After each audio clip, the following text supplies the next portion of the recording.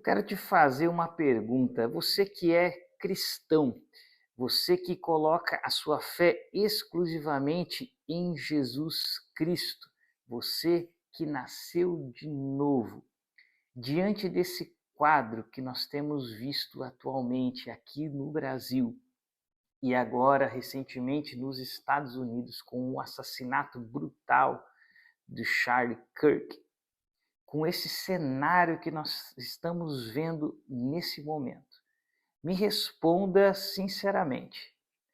Parece para você que o príncipe deste mundo está brincando? Quem é o príncipe deste mundo quando eu falo isso na pergunta? Jesus, lá em João capítulo 14, no versículo 30, quando ele está prestes a ser entregue na mão dos homens que iriam crucificá-lo, nas mãos daqueles que estavam sendo usados pelo príncipe deste mundo. Porque todo aquele que realiza a obra do diabo está a serviço do príncipe deste mundo. Jesus faz essa declaração. E ele diz aos discípulos: já não falarei muito, pois o príncipe deste mundo está vindo e ele não tem nenhum direito sobre mim. Veja que interessante.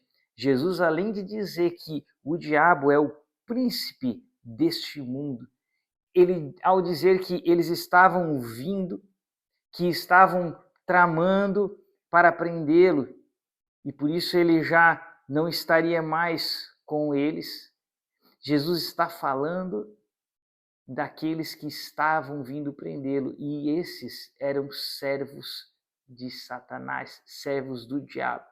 Então, nós temos um príncipe deste mundo e aqueles que estão a serviço do príncipe deste mundo. O próprio João, quando ele escreve a sua epístola em 1 João capítulo 5, versículo 19, veja o que ele diz: sabemos que somos de Deus e que o mundo todo está sob o poder do maligno. Ou seja, não existe a posição em cima do muro. Eu não gosto de me envolver com religião, pois então você pertence ao maligno. Não existe opção em cima do muro no mundo espiritual. Ou você pertence a Cristo, ou você é aquele que João diz, sabemos que somos de Deus, ou você faz parte daqueles que estão sob o poder do maligno. Então, nós sabemos que este mundo pertence ao príncipe, o diabo, ao maligno. Essa é a condição. E a pergunta que eu te faço, parece para você que o príncipe deste mundo está de brincadeira? Diante do que nós estamos vendo, diante do que nós estamos sendo expostos, em ver uma vasta quantidade de pessoas do espectro político de esquerda, felizes, comemorando, e não de forma envergonhada no seu privado, não, publicamente gravando vídeos, dando entrevistas felizes, gargalhando, alegres, de que alguém foi brutalmente assassinado, um pai de família com 2 filhos, casado.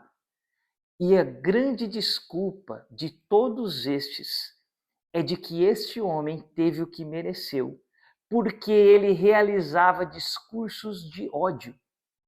Agora eu te pergunto, você sabe que discursos de ódio eram esses que Charlie Kirk perpetrava, falava e trazia em seus discursos? Eu quero deixar aqui de lado a pauta política dele, porque ele de fato trazia pautas políticas. Eu quero trazer aqui para a nossa conversa, como nós somos um canal que fala sobre o cristianismo, sobre o evangelho, o que ele defendia dos valores cristãos. Ele frequentemente defendia valores cristãos nos seus debates. Veja quais são os discursos de ódio de Charlie Kirk, que as pessoas dizem, ele mereceu, nós estamos felizes de que ele morreu. E veja, quando eu digo isso, basta uma rápida pesquisa sua, vai em qualquer portal de notícia, desses de esquerda, da UOL, Globo, veja alguma notícia sobre a morte dele e olhe os comentários. Você vai ver uma enxurrada de pessoas dizendo: recebeu o que mereceu, plantou e colheu, já foi tarde. E os comentários mais terríveis que você possa imaginar. Plantou ódio, recebeu o que mereceu. E veja o que é o discurso de ódio do Charlie Kirk, que essas pessoas dizem. Sabe qual é o discurso de ódio pelo qual ele mereceu morrer, que essas pessoas estão dizendo? Veja o discurso de ódio dele. Ele defendia a família tradicional, ou seja, nos moldes da palavra de Deus, homem e mulher.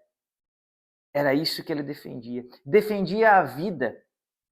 Falava não ao aborto. Era um discurso muito forte para ele. A favor da moralidade, ia contra todo esse discurso da ideologia de gênero, da deturpação da masculinidade e feminilidade. Ia frontalmente contra o discurso das feministas. E era isso, os pontos principais que ele defendia. Estes elementos, que se você é um cristão, você sabe que esses elementos são os valores que as Escrituras nos trazem, para mim e para você como um cristão. E essas pessoas que estão comemorando a morte do Charlie Kirk dizem: esse discurso dele é o discurso de ódio pelo qual ele mereceu morrer. Agora me responde, diante desse quadro, parece para você de alguma maneira que o diabo e os seus servos estão de brincadeira? De forma alguma. Queira você ou não, ao você se deparar com esse quadro, com isso tudo que está acontecendo nesse nosso momento, tanto aqui no Brasil quanto nos Estados Unidos, queira você ou não, nós estamos em guerra. Veja, nós temos isso muito claro em Efésios capítulo 6, você conhece esse texto, onde Paulo vai trazer essa mensagem de que a nossa guerra não é contra carne e contra sangue, mas é contra os principados e potestades, contra esse sistema maligno, contra esse discurso de ódio, contra tudo isso que o inimigo está perpetrando e colocando no coração das pessoas, a ponto de cegá-las de uma maneira de elas comemorarem e se alegrarem com um assassinato brutal de alguém. E nós precisamos estar atentos a isso e entender que nós estamos em guerra, uma guerra real, verdadeira.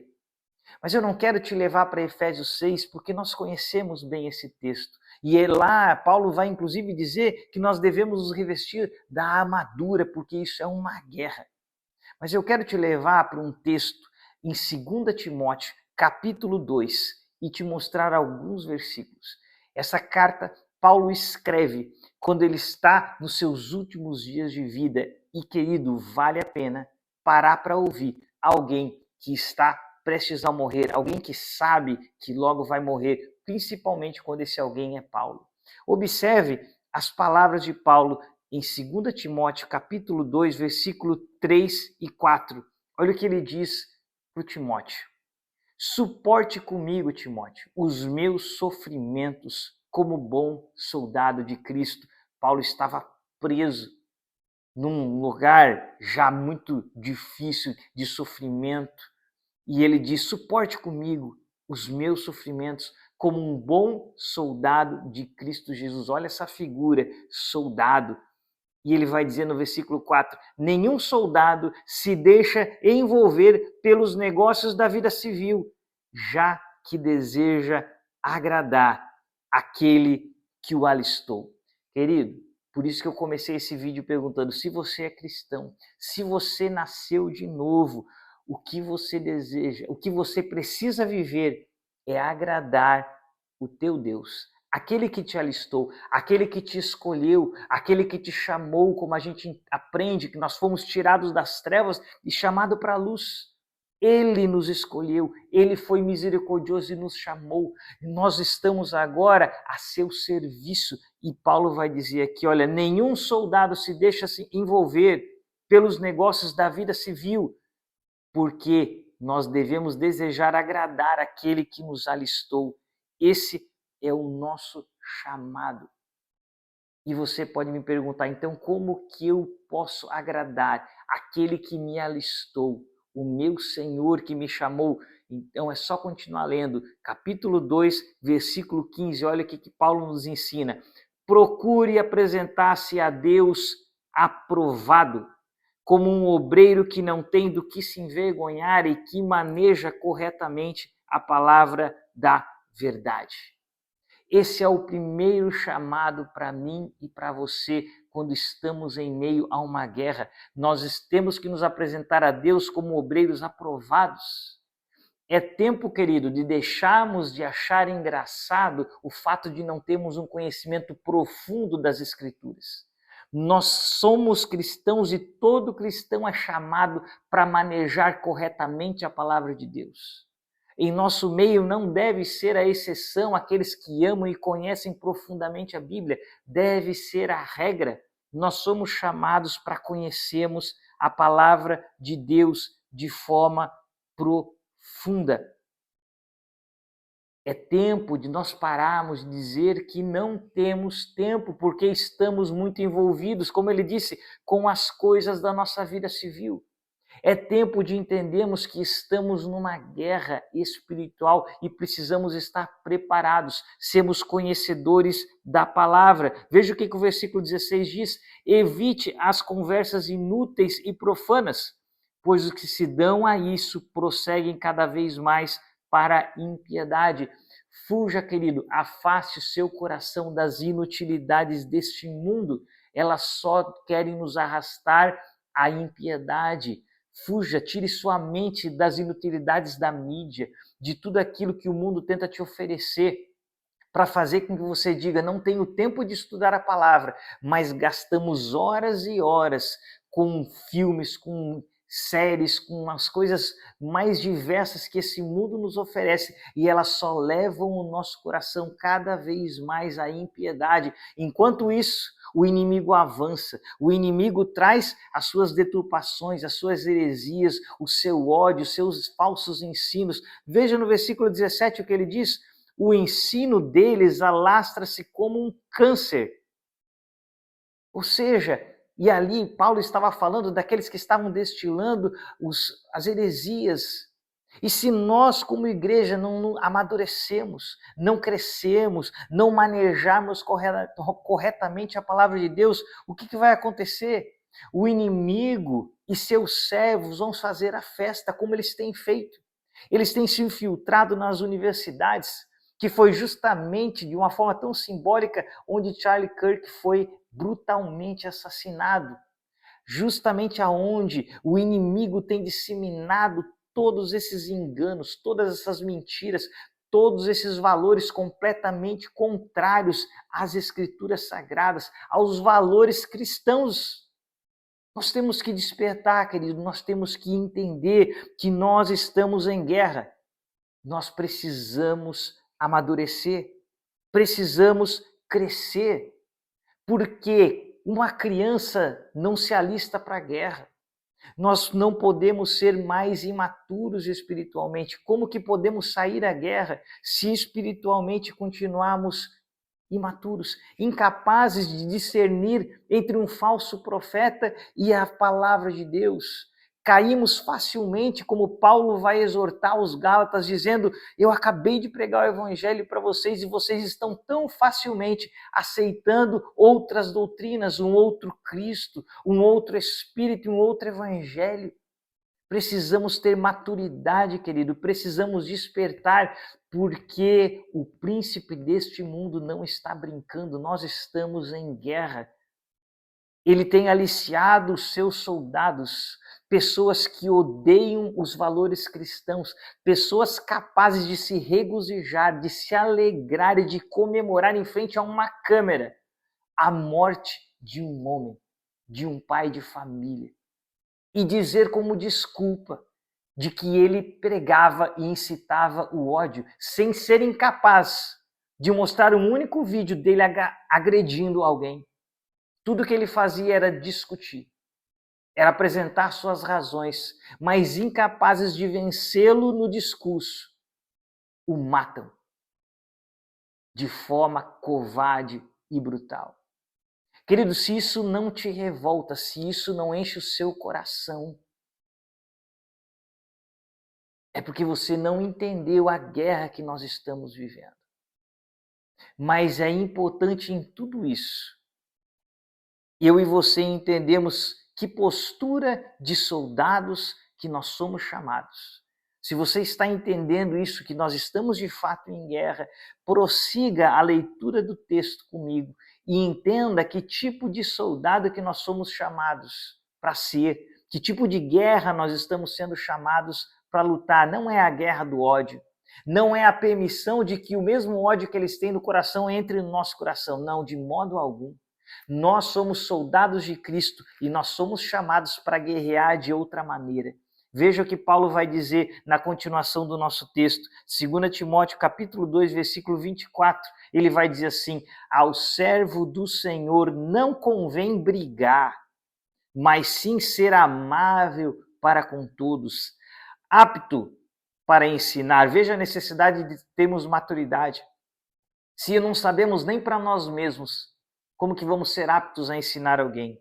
Mas devemos ser aptos para ensinar de forma paciente.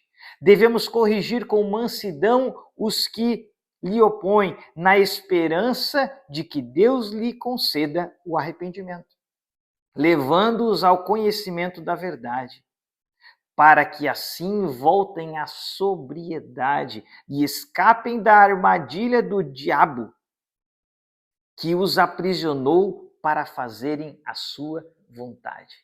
Veja, todos esses que comemoram, todos esses repórteres que estão noticiando e falando que Charlie Kirk morreu porque ele incitou o ódio.